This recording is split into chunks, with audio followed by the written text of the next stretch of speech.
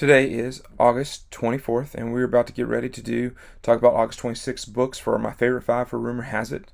As always, this is comicbookinvest.com. This is Rumor Has It. It drops on Tuesdays. If you watch the videos, I usually release these Monday night, so you can get a little head start if you like the books that I'm talking about. I talk about five books that from my list that I'm like, these might be the ones to get. First book we're going to talk about today is Momoko. You always got to talk about Momoko when she's up there. And I'm talking about doing Wind number 3. Looks like a great cover. I was curious. I've just did some research. Like the Wind 1 for 25s. There's 1, 2, and 3 are all Momoko covers. Which ones you should get and which ones matter. It seems like the 1 has dropped a little bit, and now you can get it for under ratio. But 2 and 3 still seem like they're going for over ratio. So 3 looks like it's selling for 45 right now. It might even go up higher. I mean, you would think most stores might be, if they didn't sell out of whether or not they chase a 1 for 25 variant, especially if they chase 2 of them. For everything I've heard about Wind, it's a good story. I haven't read it yet. I have the first issue, but that's about it. So first book, Wind number 3. Next one we want to look at is Batman 3 Jokers.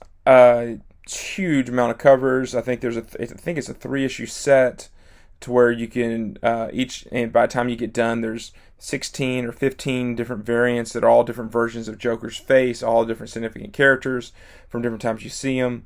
So there's lots of different variants, but there are all these 1 for 25 variants for each one of them that look like the blacklight pictures, and that's what I like. I like the just something a little different. I mean, the novelty might wear out by issue 3, but the first one looks sort of fun with the bright neon colors on it. So Batman 3 Jokers. My guess is you can get it for ratio, maybe even less than ratio, unless there's something huge that happens in the book, which people by tonight will be telling you whether or not there is. But it is sort of fascinating to think about the 3 different versions of Joker that they're going to talk about.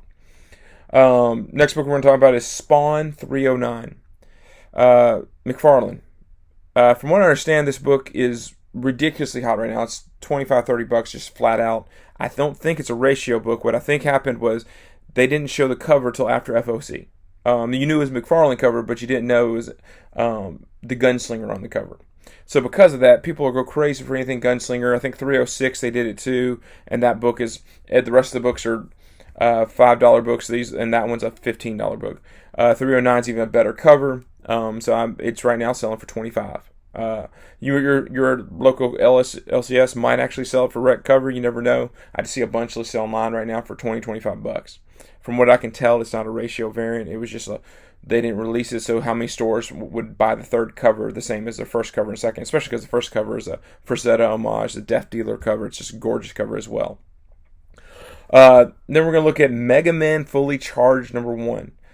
This is one of those Boom books, but Boom is getting really good at figuring out the variants and what's popular and how to sell variants. And just like Power Rangers and Turtles and different things, they're figuring out those people have the nostalgia for certain things. So for the Fully Charged, they decided to do these. You have a regular foil, then you have a silver foil, and then you have a gold foil. The silver is a 1 for 50. The golds are 1 for 100. So if your store buys 100 copies of this book, which I'd be impressed. I mean, unless you're a big market store, I don't know why you'd buy 100 issues of Mega Man. But if you do, so it's already selling for 100, 150. Which, I mean, 100 is just ratio, but still.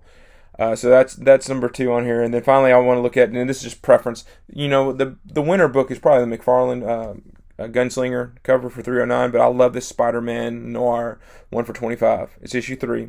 It's by Patrick O'Keefe. O'Keefe is the one who, I think he actually was an artist on the Edge of Spider-Verse movies. He did that great little run from like issue, I think it was maybe 7 through 10 of Miles Morales, the series that's running right now. Those gorgeous covers, like the one with him in his hoodie and the one him swinging between 2 buildings. Just gorgeous covers. And I like his style. It does make me think of the movies. I'm pretty sure he had something to do, whether he's a concept artist or something, with the movie itself. So those are my favorite 5. Once again, this is Rumor Has It. This is comicbookinvest.com.